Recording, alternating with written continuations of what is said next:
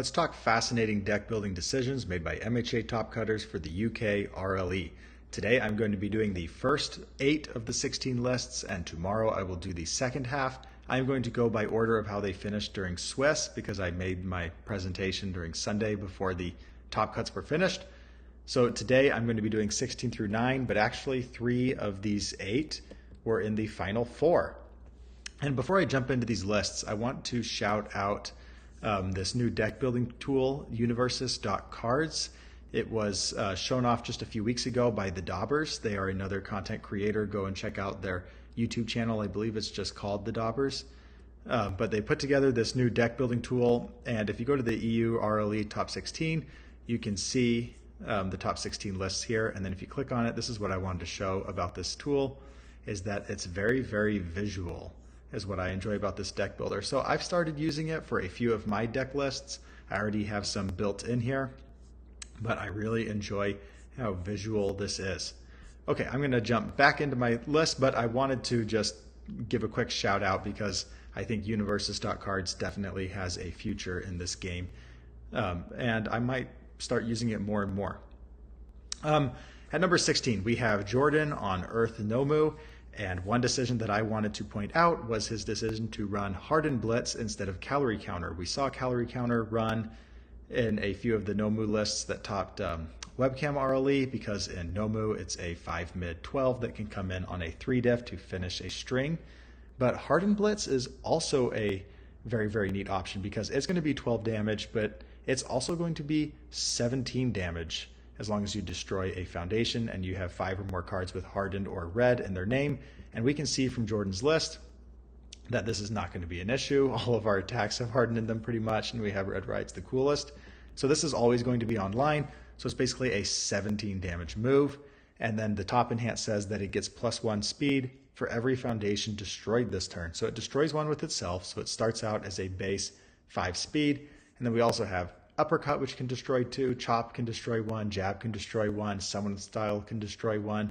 So you can very, very quickly see how Hardened Blitz can become 8 high for 17 damage and just murder people. So very, very cool card. Of course, we only have 2 of it because it only becomes useful in certain situations and game-ending situations. But we have all those cards to make the Hardened Blitz go off. And then other than that, it's a pretty basic Earth punches Nomu list. I don't think there's anything else really to notice. It's a pretty concise deck list, but the Hardened Blitz was very, very cool. Number 15, we had Brandon on Chaos Amajiki, and we've seen most of the Amajiki lists that have topped so far run Zero Gravity Lift, but Brandon has put Zero Gravity Lift in the sideboard and decided to mainboard Chicken Kick. And Chicken Kick has pretty good synergy with the rest of this list, because Indiscriminate Shock is a low attack and Ice Storm is a low attack, and both of these can be, they can be killer moves.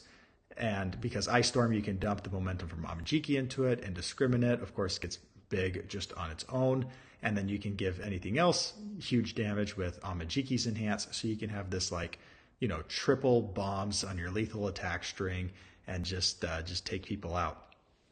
So Chicken Kick sets up those attacks pretty well because it's also a low attack. And so you're forcing the low blocks out of their hand because Amajiki can give huge damage, but he's not giving speed. So having everything be lows alongside Cheerful Uppercut, which is low, and Seafood Slugger is pretty good synergy there. And then, of course, we have the Jolt and the Kraken because it's hard to pass those up for their momentum effects. But we do have the Zero Gravity Lift in the sideboard if we ever need. Some other things to point out is we are 4xing Broken Psyche. Of course, Amajiki loves this card, but that's not just enough for our momentum-based defense. We are also running 2 Decoy Duplicate. So tons of momentum-based defense on getting rid of our rival attacks. And that's going to pretty much do it. I like the Singular Bright Future here. Let's move on to number 14. We have Earth Nomu run by Connor. And Connor is not running any copies of Chivalrous Competitor. Instead, he is running 1-diff foundations like Experimenting Quirks and Celebrity Status. Celebrity Status can, of course, just be good for Nomu to pick back up attacks because Nomu is, after all, a 5-hander. and we are not running attacks like Relentless Barrage or Tetsu Tetsu Thrashing, which you typically see with Nomu to recur attacks. So celebrity status can be very, very important. We're running more of a generic attack package on Earth, and that is because if you look at Connor's sideboard, we have 10 different Earth characters, and Connor would actually use these characters. If he lost in round 1, he would mix up all of his characters face down, and he would let his rival pick who he was going to play next. And it actually ended up working out for him a couple times, where I believe he pulled out the wins, switching into like Cementos and other characters. So very, very neat, as a Earth deck that can be played well by several different characters. And of course, Connor was a solid pilot for the deck. But I did want to point out experimenting on quirks. We've seen super regeneration to regain health with Nomu. And then, of course, we have Triss Cheek Cape to unflip a super regeneration. I imagine that's what's being unflipped most of the time anyway, maybe cooperation offers and things like that. But Nomu, it's very, very important to be at a higher health total than a multiple of 6. So the difference between being at 12 health and 13 health is huge. 13 health means you're going to need 3 attacks to take me down. 12 health means only 2 attacks will kill me unblocked. So this experimenting on quirks, first enhance, lose 1 health. This attack deals no damage, gain 2 health. Over the course of a entire game, a single experimenting on quirks could heal Nomu by like 6 or 7 health points. And again, that singular health point of healing can be a huge deal. Also, experimenting on quirks, the first enhance, commit. If you have 3 more face downs, your attack is +2 speed. This is also very good for Nomu because Nomu does not put speed on things, he only puts damage. And he's not playing a ton of attacks because he's only a 5-hander. Other than that, we do have Ignited Arrow, which is interesting. We've seen this kind of fall out of favor, but here it's been brought back to where if they block it, you're going to go and grab another attack. And of course, they will always block because it's going to be 8 damage. At number 13, we have Blaine on Good Mario. Now, this decision was very interesting to me. We are excluding Raiding the Villain's Hideout and Lost in Thought. Raiding the Villain's Hideout works really well with Rejuvenating Smash, which Blaine is running 3 of to get a momentum. And Lost in Thought works really well with BMI Buster and Harden Chop and Harden Jab to go and grab more attacks. And it's just good board control that Mario always wants because he has to fight through opponent foundations like Cooperation Offer. So very interesting decision to leave those off. Instead, we are running Bonds of Friendship, which is a 1 diff, 6 check, 1 high block. Very, very good spam foundation just to get a 6 check and 1 high block. That's all you need to know. But the enhanced flip, Fairy Attack is -3 damage, isn't nothing. Very, very interesting decision to run 3 of this card over the other cards, even though they have synergies, right? With the Lost in Thought, with the Jab, Buster, Chop, and Raiding the Villain's Hideout with Rejuvenating Smash. Instead, we're opting for Bonds of Friendship for our last high block in this list. So basically, this Mario is saying, I really value my early turn builds and stringing, and so I want this 6 check in here. Other than that, it's a very diverse attack package for the Mario, right? We have Texas Smash, Jab, Assault, BMI Buster, Chop, Haymaker, Rejuvenating, Phantom Threat. So we've added in this BMI Buster and Harden Chop. We have the Capture Evildoers. We have Carpool to work. We are not running Velocity Punch to put Carpool to work in our momentum, but of course we can always just block with it and throw it in our momentum. And other than that, it's about what you would expect from Mario, right? I see Phantom Threat, like it used to be running, people used to only run Phantom Threat at like a 2 of. It seems like almost everybody's running it at a 3 of or 4 of. But speaking of that, we have Declan at number 12, who's not running any Phantom Threat. He's not running any of the secret rare of Mario, so this is a pretty budget-friendly Mario deck that top cut, and instead he is running Future Charge, which is going to draw a card. It is a 3 mid attack, but of course Mario solves this issue because he can make it a 3 low attack. And Declan is being extremely greedy on the attack lineup, in my opinion, going with Harden Jab, Valiant Assault, and Future Charge, all 3 mid attacks. Can get you in trouble when you play a character like Eraserhead, who is going to stay the mid, who is going to force you to keep it a mid zone, and then Breaker Block. But Declan has Unrivaled Combatant in his sideboard, so he is ready for the bad matchups to, make it 4 Unrivaled Combatants. He's running 1 in the main board and then 3 in the sideboards just in case, and he has All Might 3 in the sideboard, right? So we have answers to our answers ready in the sideboard. But to me, when I see this list, I just think it's very, very greedy, and I don't think, when I say very, very greedy, I don't mean that that's a bad thing. It's just that Mario can afford to be greedy. And that's the cool thing about Mario, is that he gets to play these good punches, which are only 3 speed mid-zone punches, which is typically their weakness, and Mario solves that weakness. Other than that, it's about what you would expect from the main board. An interesting decision to only be running 1 of the Lemillion of the big 3. Let me look at Blaine. Yeah, we have 3 of them. Only 1 pull no punches, so I've been very interested to see that most of these UK Mario lists really aren't running that much of pull no punches and raiding the villain's hideout, which when I think of Mario, those are the first 2 foundations that come to my mind. We have Practical Spuddies, very good Deadlock, and Kindle the Flames at a 2 is pretty neat. So when you block, you can re-ready Kindle the Flames. And at number 11, we have Life Midoriya 4. Midoriya 4 finally made a top cuts, and 2 of them made it. And Greg's list seemed to be a variation on Christopher Bromley's list from Gen Con. Bromley almost made top cuts, but lost in the final round, I believe. I believe he was on a win and in and just barely lost. But here's Bromley's list, right? And we can see that it's very heavy on 2 and 3 diff foundations. We're really leaning into the defense of Midoriya, and we are just waiting our time for our rival to show us a weakness.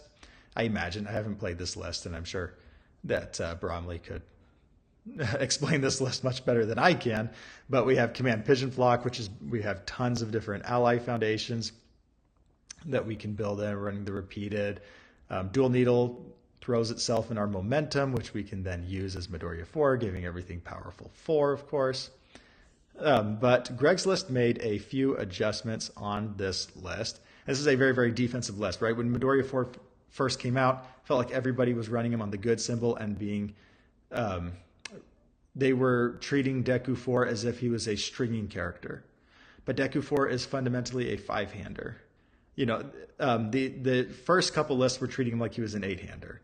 And he's a 5-hander who just gets the benefit of extra cards on defense. And this list is treating Deku as a 5-hander. And we're really just leaning into that defense. And then we are going to wait until we can take down our rival. So this is Greg's spin on the list. And Greg has made quite a few changes. 1, he's taken out the assets and actions. 2, he has added in Back Alley Haymaker. And then the one that I wanted to highlight is his decision to not run Dual Needle Lunge, losing 3 health and putting it into his momentum. Instead of running Plummeting Punch, it's also a low block. And this gives us primarily the reason to run Plummeting Punch is, 1, it's nice just to block with, right? A one low block. And 5 low 4 is decent stats, but that's really not why you're running Plummeting Punch, although those are nice. You're running Plummeting Punch for the Deadlock Enhance. Lose 1 health, flip 1, commit 1, destroy 1. That's just annihilates your rival stage and solves everything that you need to get out of the way so that you can do massive haymakers with Midoriya 4 and take the game. Other than that, I didn't see any major differences in the foundation lineup. You can build in like Friend of Animals with Command Pigeon Flock. I didn't see a lot of ways to commit it, except for you do get Rescue completed and constantly improving to commit it, and then get the extra 2 speed, and then throw something in your momentum. And of course, Midoriya 4 loves momentum since he's giving everything powerful 4. And anyway, just a very cool list. I suspect we will see lots of variations of this list going forward. And I think we need to be prepared for this kind of list. So I'm anxious to play test against it and to actually play with it, because I, of course, have been doubting Midoriya 4. But to be honest, I never considered a list like this. So big hats off to both Bromley and Greg Moss. because this is just such a neat list. And when I was playtesting Midoriya 4, I was never close to something like this. This is very, very cool. I mean, when's the last time we saw a list that was running less than 40% spam foundations? It feels like every list these days is running 50 at least, and then 60 to 70 most of the time percent spam foundations. So very, very cool spin on Midoriya 4 here. All right, at number 10, we have Emma on Good Mario. Of course, I picked Emma to win the entire event, and she came in second. So hats off to Emma. It was an awesome run. One thing that I really liked that she did with her list is she ran Rewind Throttle instead of Hardened Jab. Hardened Jab is a 3 mid 5 that draws one from your stage. The problem with Jab is that you really have to lean into this face down foundations in your stage concept to make it pay off, because you want Jab to be pulling you an attack from your stage. In order for it to be an attack, you really have to lean into that concept. And Rewind Throttle is going to draw you a card from your deck instead of your stage, of course, and then it could be an attack. So I feel like Rewind Throttle in Mario is just as consistent as Hardened Jab. Sorry, my brain really had a hard time there. But I feel like Throttle is just as consistent as Jab in terms of draw in Mario, but Rewind Throttle comes with the benefit of being a 5 high attack, and it's off zone, so it's a little less greedy than Jab, and you can selectively commit a rival foundation. So it works really well in tandem with Back Alley Haymaker, because Back Alley Haymaker is going to stun 2, and then Rewind Throttle is going to basically stun 1, except the selective committal is massive to get down your rival's defense. I did wish that we were running some Lost in Thought or some To the Rescue for a little bit more board control, but Rewind Throttle is the board control in the deck, and if you watched Emma's games, it came in handy a ton of times. So very, very neat there. Other than that, I really liked all of these one-ofs, right? The You're So Obvious, Taiyaki Fanatic, Cheerleader, So Manly, and then we have a lot more, and we have more in the sideboard depending on the situation or matchup that we find ourselves in.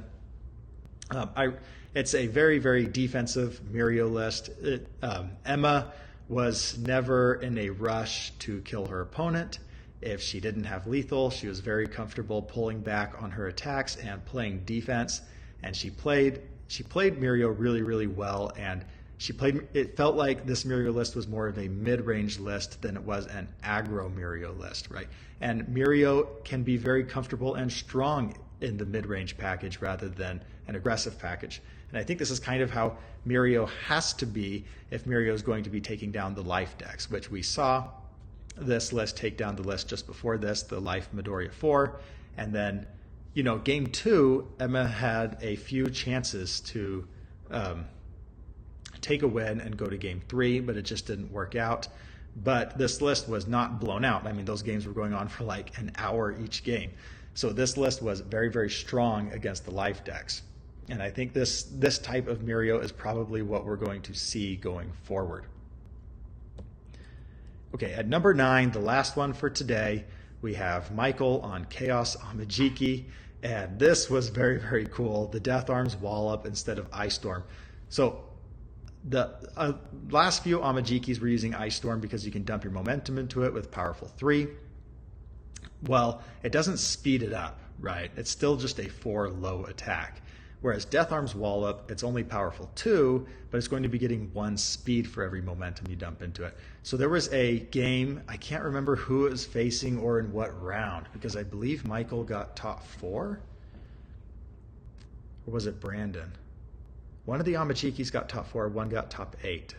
I can't remember which is which, and I can't remember which round this was on stream. But he won game 1 against Life Overhaul, or one of the overhauls, with a Death Arms Wallop, and it felt like it was like a 16 low for 30 damage Death Arms Wallop. Maybe I'm exaggerating a little bit, but that's how it felt like. I mean, there were a lot of dice next to the Death Arms Wallop. Very, very cool card, and it makes a lot of sense. You are missing the Breaker 2 for defense, but Amajiki gets a ton of defense already. So we are okay. Other than the Death Arms Wallop, I'm looking for anything that was particularly of note. Not really seeing anything else. We are running a Wealthy Aspirations to get more momentum, and then a Cool and Tough to protect our momentum. I guess it doesn't protect our momentum, but it sends it back to our hand. It's at least something if they try and come at us. But the Death Arms Wallop definitely stole the show.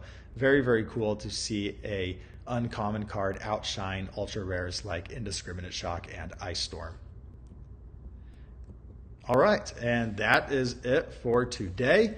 I will be back tomorrow with our top 8.